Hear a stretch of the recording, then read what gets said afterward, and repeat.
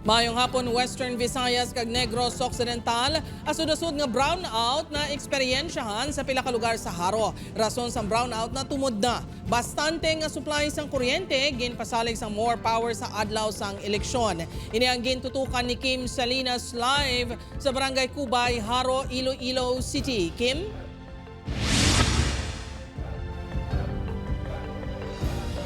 Jert, sa ngasang kahoy ang natudlo kausa sa serye sang brownout sa distrito sang Haro nga nakuha naman sang power distributor kagabi.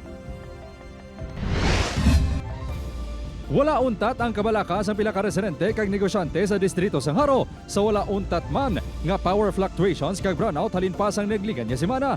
Ginakawalakan sa negosyante nga si Jesse sa Barangay Kubay, Haro nga maguba ang iyang mga gamit sa water refilling station nga nagabalor sa masobra 500,000 pesos. Hindi sana mag-refill ay hindi sana mag-usar ka kuryente basta maguba ya mga masinamon. Ang pila ka residente nagakabalaka man nga magtaas ang ilabil sa kuryente. Dapat sa kung i-brownout na lang nila sa insakto. Bala na mapatay man namon ang minsuit na makaredy man kami. Suno sa more power, 6 ka barangay ang apektado sa Haro nga nalakipan sang Barangay Buhang, Tabuk Suba, MV Hechanova, Quintin Salas, Kubay kag Balabago. Natumod rason, amo ang sangasang Indian Mango sa isa ka subdivision sa Barangay Balabago nga nagatandog sa linya sang ilaw recloser. Ang kahoy ang nautod na kagabi matapos nakumbinsi ang tagiya sang kahoy. Ultimately, ang aton bagay moon i-rehabilitate ang linya, ang area, and then we'll replace the wire with an insulated wire. So may putos dapat ang aton nga wire. Nagapadayon ang clearing sa more power sa mga sangasang kahoy sa syudad. Agod hindi na masulit ang kasubong nga insidente.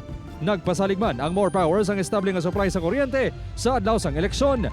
In kaso nga may magluntad pa nga power interruption sa adlaw sang eleksyon, handa man ang COMELEC sa pagsiguro nga hindi muntat ang botohay. Aton nga automated counting machine nga ang iya battery may ara nga backup battery nga makastand for 14 hours. In kaso magka-problema pag ina machine nga maguba, may ara kita nga diri lang yan sa siyudad sang Iloilo, may ara kita nga 58 ka contingency ECM machine. Jert, suno sa more power, may mandato sila halin sa COMELEC kag Department of Energy nga dapat wala sang power interruption 2 ka semana antes kag pagkatapos ng eleksyon. Jert? Maraming nga salamat kapuso Kim Salinas.